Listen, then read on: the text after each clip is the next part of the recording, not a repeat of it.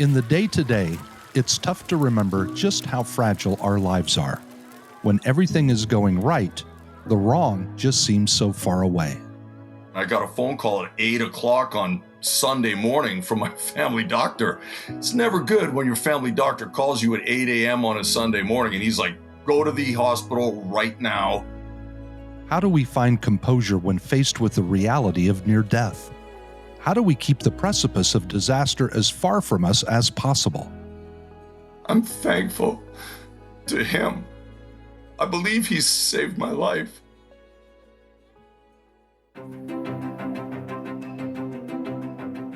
Every 6 minutes, somebody in America dies of a blood clot. We're here to change that statistic. Welcome to Taking a Breath, a Stop the Clot podcast. An award-winning podcast dedicated to bringing awareness of the dangers of blood clots from the clotting disorders community to the world. With the help of many notable blood clot survivors, we are here to give you the knowledge and the skills you need to prevent this silent killer. My name is Leslie Lake. I am the president of the National Blood Clot Alliance, and I am a blood clot survivor. And my name is Todd Robertson. I am the patient engagement liaison for the National Blood Clot Alliance, and I am a 7-time blood clot survivor. And we're here to stop the clot.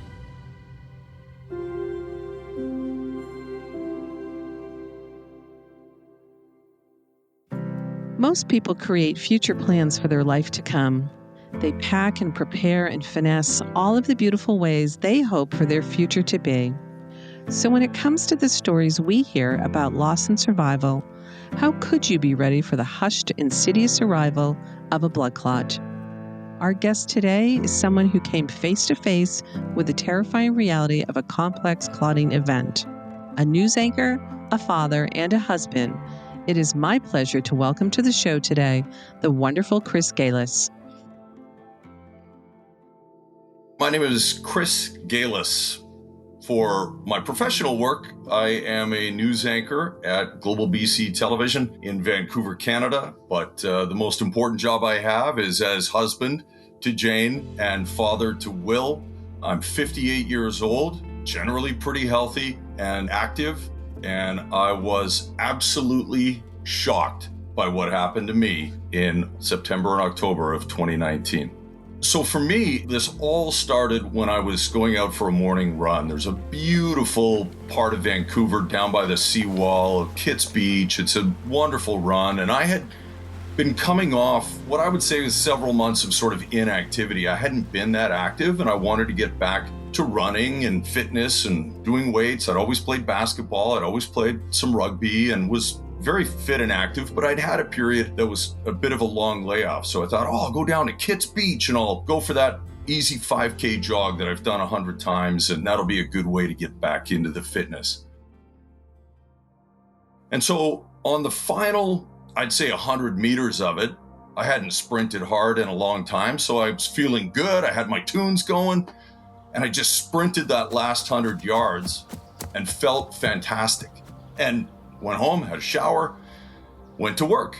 And about 3 or 4 hours later, I looked down at my leg. I felt like something's not right. And I looked down at my left ankle and it had ballooned up quite a bit. It was quite swollen, so swollen, in fact, that I took a picture of it. And I sent it to my wife, Jane. And I'm like, do you think in this photo my ankle looks swollen? And she got back to me saying, yeah, it doesn't look right, but we'll ice it. And I thought, okay, well, you know, I did go for a pretty intense run and I ended it in kind of an intense sprint. So I don't know, maybe I pulled something or did something. It seemed weird though. So I got home that night and I iced it down and the swelling went down. I took a couple of Tylenol and I was good to go. Well, about a week later, I was sitting at home. It was around 8 o'clock at night and I all of a sudden got this terrible chill. Like you get when you're sick, like the flu or something is coming on. And I just felt this chill and this shiver go through my body and I couldn't stop shaking. And so I'm like, babe, I don't feel well. I think there's a bug going around. I knew I had a doctor's appointment in a couple of days with my family doctor. So I just went to bed and I fell asleep really quickly. But I woke up at about midnight with the inability to breathe. Like I was just gasping and I had this very intense, sharp pain in the top back of my side. And I was like, oh my God, like this is so difficult. I actually woke Jane up going, I can't breathe. I don't know what's going on. And God bless her, she's a stiff upper lip Brit. She said, take a Tylenol. So I'm like, okay, yeah, I'll take a couple of Tylenol. And it was so uncomfortable that I just sort of fell asleep sitting up. And I woke up in the morning and the pain was gone and I had to go to work. So I was like, okay, well, I actually feel pretty good. So I'll go to work.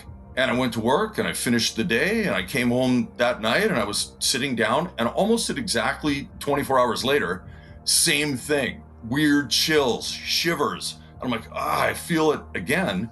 And I went back to bed and I woke up again with this stabbing pain in my side. You know, I didn't feel like the flu or anything like that.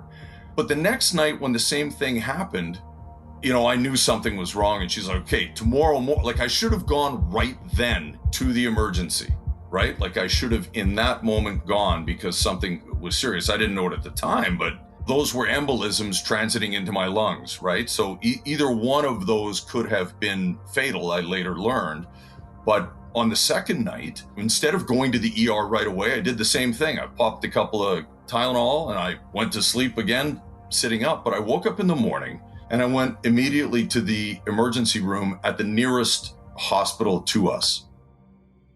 When I finally got in to see someone, the intake specialist, who was a nurse, asked me questions like, well, what brings you in here? Okay, well, 2 nights in a row, this happened. Anything else weird about this? Well, you know, about 5-6 days ago, I had swelling in my lower leg, on my left leg, and then this happened a few days later. And so he's writing all of this down, right? Swollen left extremity, pain in the upper side, back-to-back nights of this. Like, when you do the checklist about what a blood clot symptom is or what the blood clot symptoms are, these are the boxes you're ticking.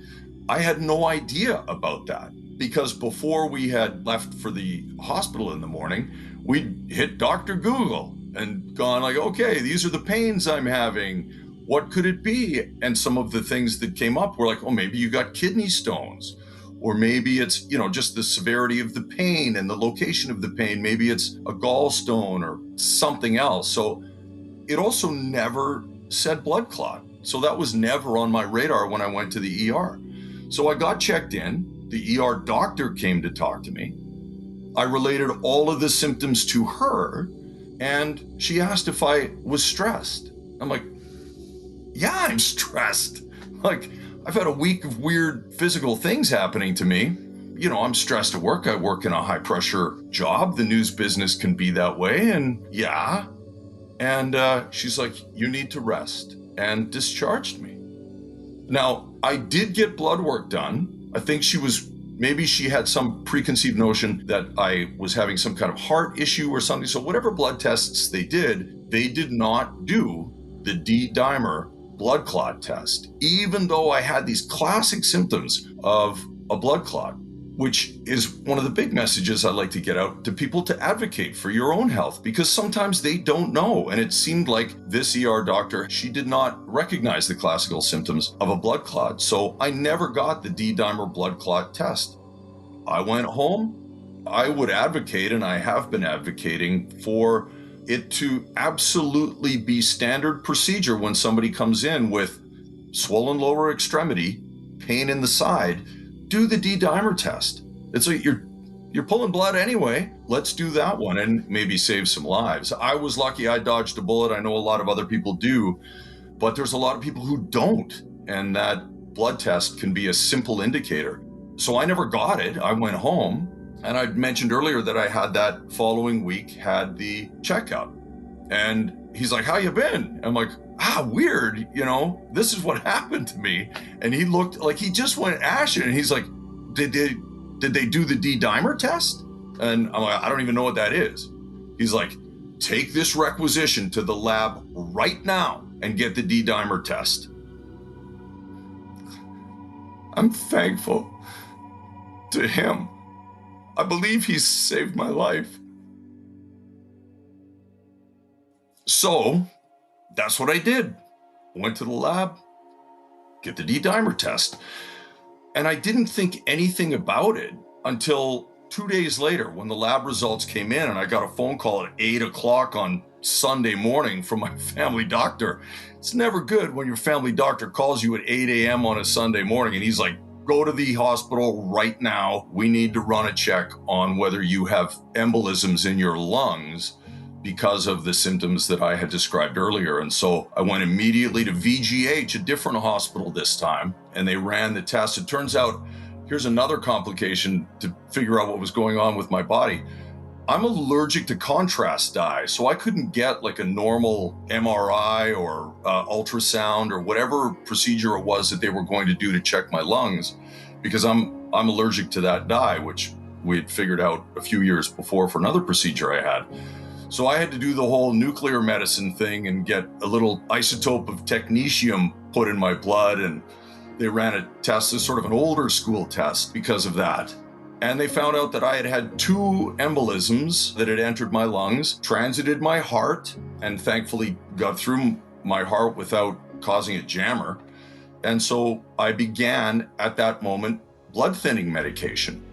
I've been on it ever since. I take 5 milligrams 2 times a day, and I've been taking it ever since. But I'm so grateful to Dr. Jeffrey Edwards for knowing the signs of a blood clot, making sure I got the correct D-dimer test, and then following up with making sure I got in to check to see what was going on with my lungs.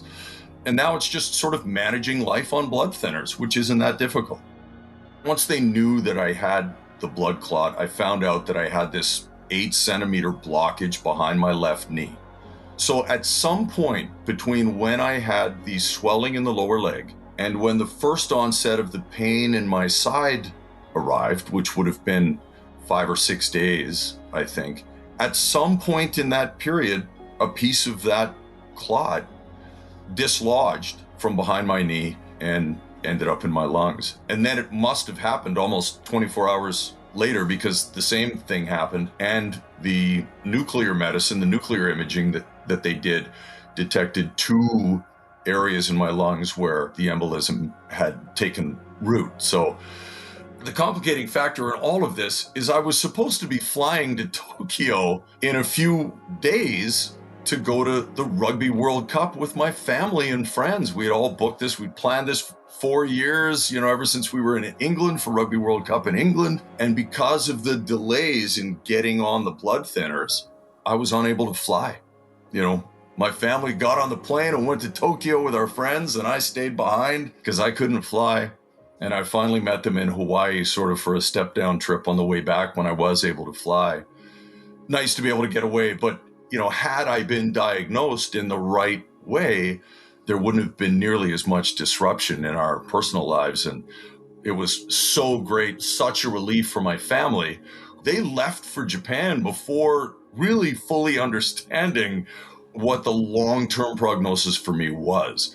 Of course, I encouraged them to go because it's a once-in-a-lifetime trip, and that I would meet them in Hawaii. But what a relief to see them in Hawaii.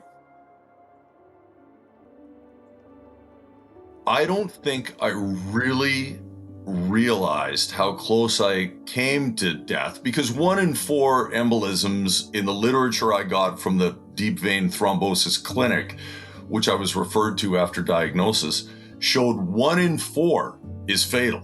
And I had 2 back to back. The math of that really struck me when I was waiting to see Dr. Ramani at the thrombosis clinic to become part of this blood thinning trial. That was when it really hit me, when I saw what the potential outcome of undiagnosed DVT/embolism can be. It was unfathomable to think that there I was sitting upright in my bed. That could have been my last night on Earth.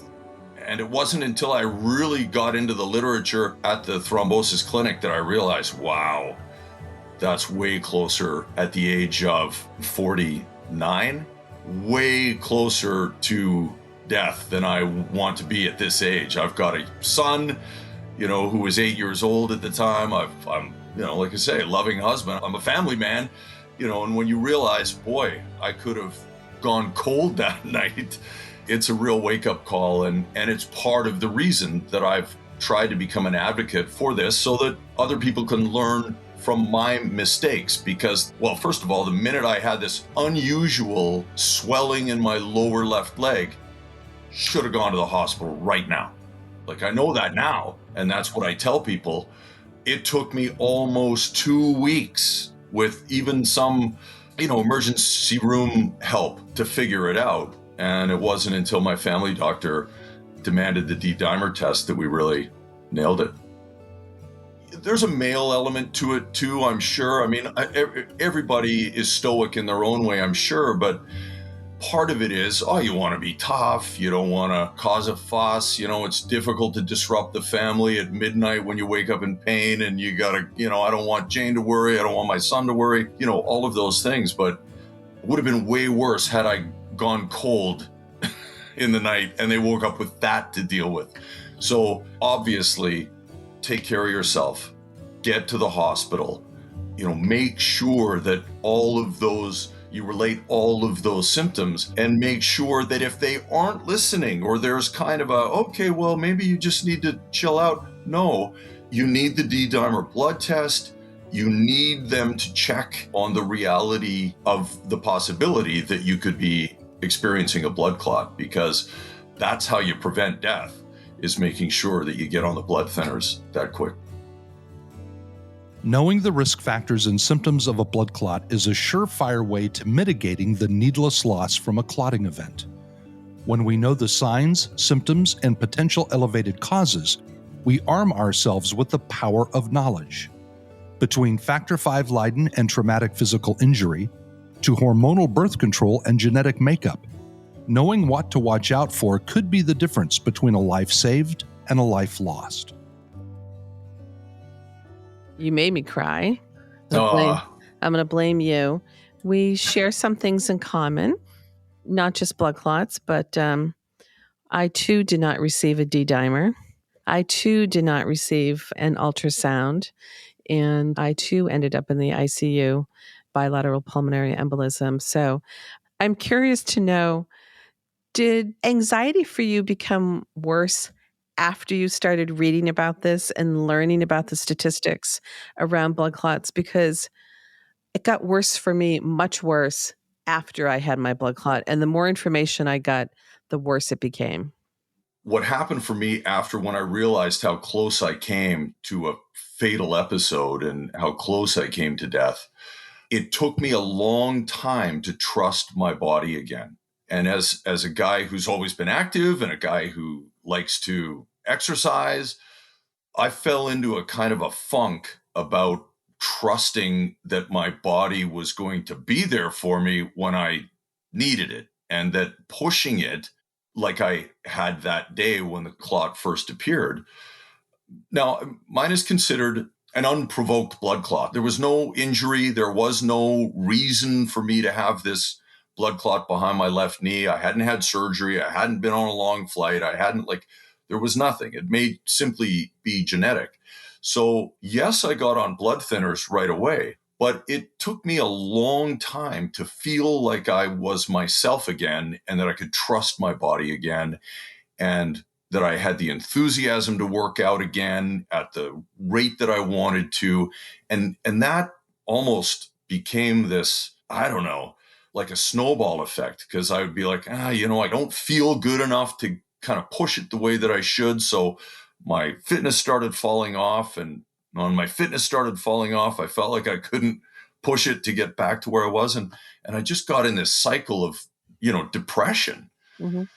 And time heals all wounds. And I did have some therapy sessions in there too. And I'm thankful for that, where getting back to, first of all, believing in the medicine, believing that the care that I was under from Dr. Romani and at the thrombosis clinic, and my family doctor, Dr. Edwards, just getting back to believing in the science, believing in the medicine, and slowly crawling out of that hole.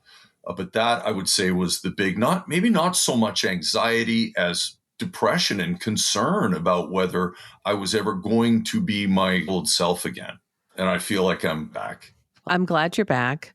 And I think these are really normal things that we as patients experience. I too am unprovoked. So we are apparently lifelong members of this anticoagulant club. Yeah. I know. I never wanted to join, but here we are. Here we are together. And then the other thing I wanted to ask you is like, once you start to like really immerse in it, you're an advocate to raise awareness now, you're sharing your story, which is so incredibly important. But when you take a step back, do you ask yourself, why don't they know more about this? Somebody said to you, you need to rest. Well, boy, she almost gave you rest forever. And she should have known this. Mhm. And why there's such, it's the luck of the draw to a certain extent. You get somebody who knows, you get somebody who doesn't know, and it's a life or death outcome. Did you take a step back and go, why didn't she know? Why don't more of them know? This is so common. So many people get this. We were talking earlier about the fact that once you start talking about it, you always meet people that have experienced it. And so what's wrong? What's going on? How do we change this trajectory? Well, I mean, first of all, me appearing on your podcast is a big part of it for me. Writing that article was a big part of it for me. But if I have any regret through all of this, Leslie, it's that I didn't follow up with St. Joseph's Hospital after my experience because I was just trying to survive. I felt at that moment. And I don't know, maybe that doctor was having a bad day. Maybe, I wanted to give her the benefit of the doubt. But I realize now I should have followed up with the customer feedback protocol that there is at the hospital I went to where, look, this was the diagnosis and I could have died very easily. And I came in here like, let's look at the file. Like you'll see, I pointed out all of the symptoms, classic blood clot symptoms. So the one regret I have is that I didn't actively follow up with the hospital. I suppose it's not too late to do that. And I've pushed it off, not wanting to be seen as somebody who was a troublemaker or whatever. But we need to be confident enough in understanding the symptoms of blood clots. So when you go in there, you can be an advocate for yourself. You can speak up about it. Had I known more, I would have done that. And it would have been, a much better outcome for me in terms of being, not having to deal with the realities of this blood clot and not being able to fly and near death and all of that. Had I known more, I could have advocated for myself, got the D-dimer test, and had this diagnosed a lot earlier. So, I guess just doing what we're doing and trying to publicize our own stories, to be vulnerable about our own stories is the best way that I know how. I'm on the air here in Vancouver. Every year that rolls around, I repost my write-up about it so that other people can learn about it. And it's just being active. I think the way you are, the way I am, and the way a lot of people associated with this podcast have been, to just get the information out there because, as you say, knowledge is power. It really is. And, we have, just listening to your story, we have so many similarities, except for the 6'5" part. I'm not, I'm not in that, drop it down a foot or so and you got me. You know what? That's a demonstration. It can happen to anybody. Absolutely. Right? It can happen to Male, anybody. female, tall, not tall, does not matter. It does not discriminate. It will come for anybody. And that's what we also need to be communicating is that anybody can get this and it is deadly and it is dangerous. And sharing these stories is critically important to raising awareness. It's not too late. I did the same thing as you. I did not go back to the hospital and say, hey, you misdiagnosed me. You gave me the wrong protocol. I couldn't even walk by the hospital for a couple of years where I was initially treated because I was so traumatized by it. I feel that. Every time I drive by, and it's like I have to drive by St. Joseph's to get home from work almost every day. I feel that. Yeah. I was angry. Me too. So that was one of the other things that, I was thinking, listening to you share your story is I personally went from what is happening to, oh my God, I'm terrified and I could have died to, hey, I'm now angry and I need to do something about this. And it sounds like you went down a parallel path. So again, just very thankful that you're willing to come on here and share your story. And also for men in particular, like National Blood Clot Alliance, we have so many people that come to us, and I feel like women are a little bit better about sharing the mental health implication of this. And you being vulnerable is a beautiful thing to say. I know it was hard for you, but it's really a beautiful thing to say, because this will save lives and humanize blood clots. And one of the other things that's hard, I think, is, people get a disease or a disorder and you can see it on them, but with blood clots, you can't. So, hey, you look great, but your body has failed you.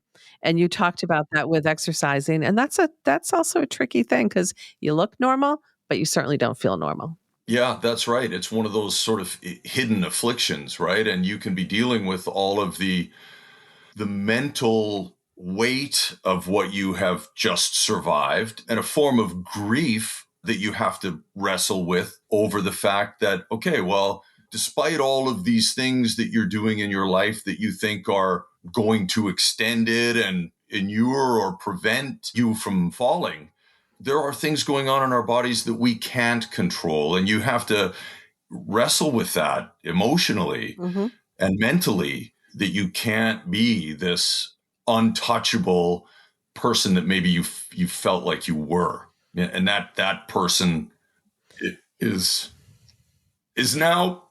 gone, but I'm better, right? Like, I'm better because I feel like I'm back to health and using this experience to help. And you are. March is Blood Clot Awareness Month. And I would like a commitment from you today that you are going to help us raise big time awareness in March for Blood Clot Awareness Month. The more people that we have supporting awareness, the more people will reach and the more people will save. And so I'd like you to join us and come on board and be part of the Blood Clot Awareness team. I promise you, I will do everything I can to help. Chris, I want to thank you for joining us today on Taking a Breath. Your story has been amazing to listen to. I'm honored to meet you, and I'm really looking forward to working with you to continue to raise awareness. And we can't thank you enough for being here today and just being vulnerable.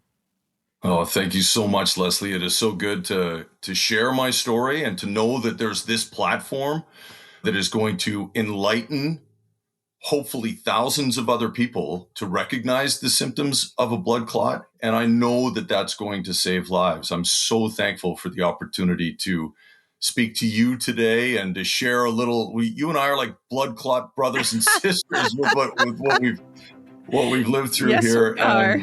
And I'm so grateful. Thank you for joining us on another episode of Taking a Breath. We want to thank Chris for joining us today and sharing his incredible story. As always, thank you to the exquisite Dr. Carolyn Cromwell for her insight and expertise. For more information on risks prevention and community, please visit stoptheclot.org. And if you wish to aid in our efforts of blood clot awareness, please consider donating to our cause at stoptheclot.org/donate. We know the patient because we are the patient. Together with listeners like you, we can collectively stop the clot. For more information, visit stoptheclot.org. Another Everything Podcast production. Visit everythingpodcast.com, a division of Pattison Media. Subscribe wherever you get your podcast